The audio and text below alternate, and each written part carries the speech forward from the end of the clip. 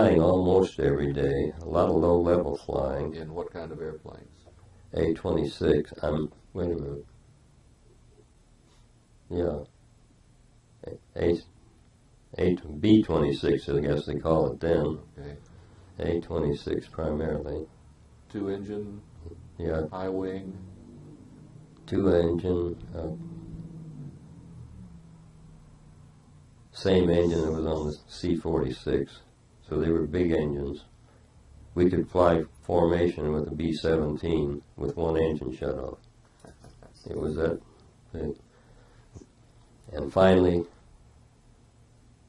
we were assigned from there to go to Hawaii. What kind of training now? What kind of activity were you training at during this 4 or 5 months at Mariana? Low level or? Mostly low level. Okay. Yeah.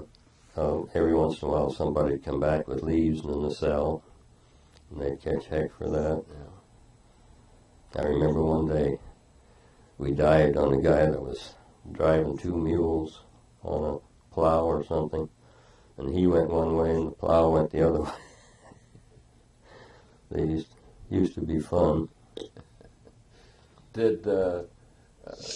Talk to me about accidents in this environment. Did they lose any airplanes or just bend them up a little bit?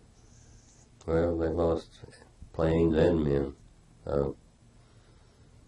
I used to land riding up in the nose, and one of my buddies, their nose collapsed, and he hit the runway.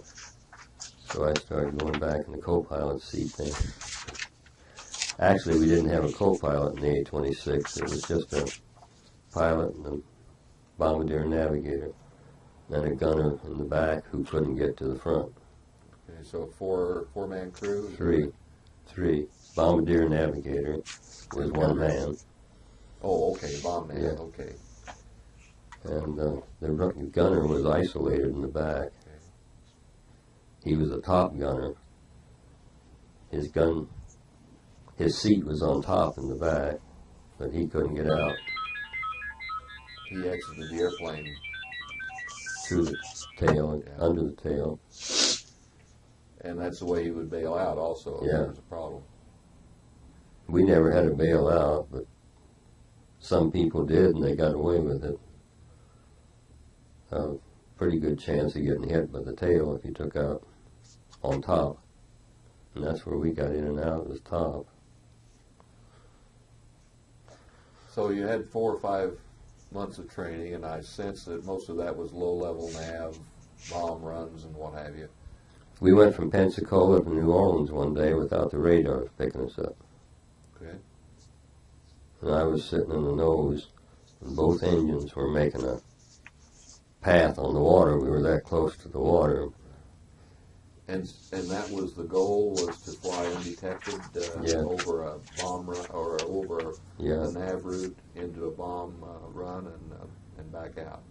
yeah. That was what they had in mind, I guess. Okay. All right. So after the training, where did you go?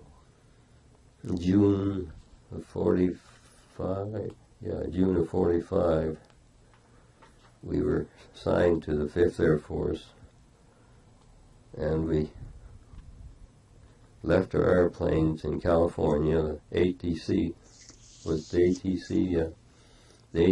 was going to take the plane to Hawaii because the range was only about 900 miles, if I remember right. And they decided that we couldn't fly the minimum requirement, so...